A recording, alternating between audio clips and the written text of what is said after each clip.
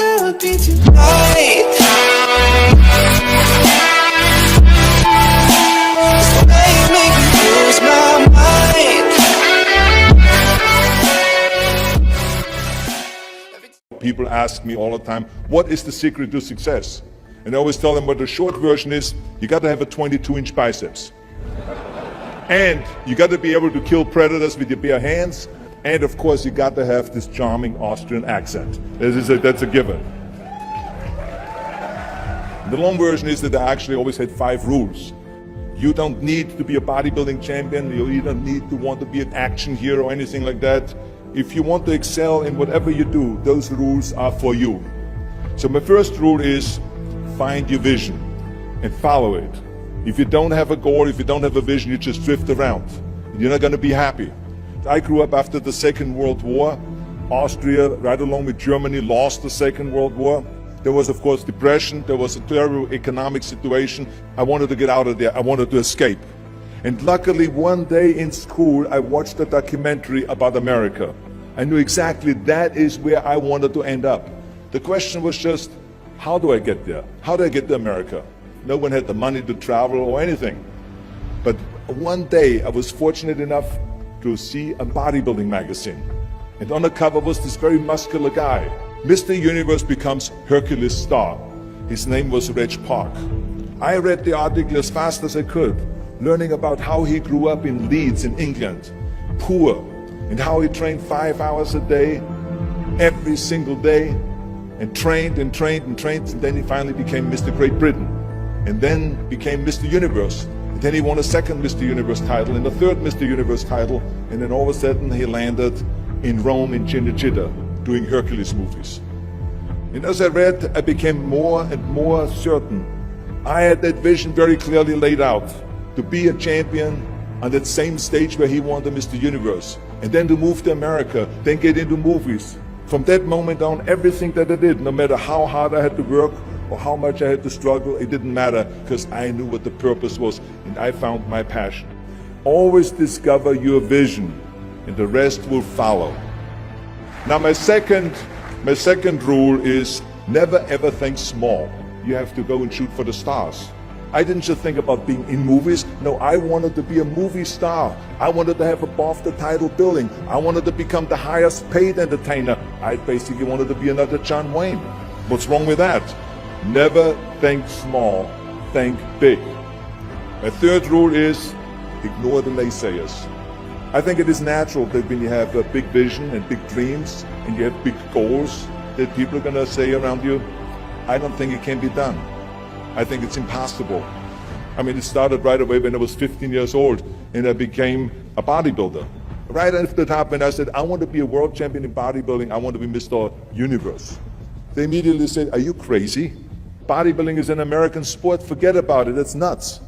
And then when I wanted to go into show business, after I won 13 world championship titles in bodybuilding, I said, I want to be like Reg Park. I want to be a Hercules, I want to get into movies. Well, I tell you, when I met those agents and managers, their reaction was, oh Arnold, that is so funny.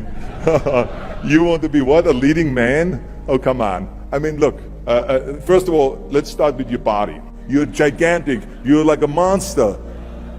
And then your accent, oh, it gives me the chills just listening to your German bullshit. Come on now. Have you ever seen an international movie star with a German accent? It doesn't happen.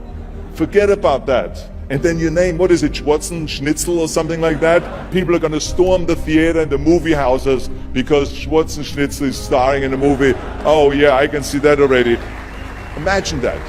Everywhere I turned, they said, no, it won't happen, it's not going to happen, and forget about it. Luckily, I did not listen. I started taking acting classes, English classes, even accent removal classes. I ran around all day saying lines like, a fine wine grows on a vine. All of a sudden, I got a little break.